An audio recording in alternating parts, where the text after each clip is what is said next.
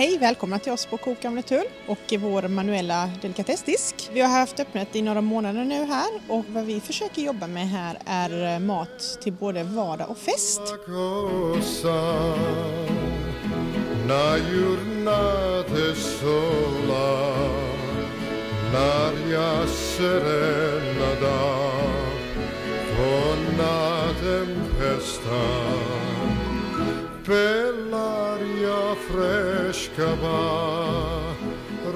Vi har allt från nygrillade kycklingar, pajer, potatisgratänger, smörgåstårtor, ostar, crepes, det mesta som ryms i en manuell delikatess. Och vi har även en catering.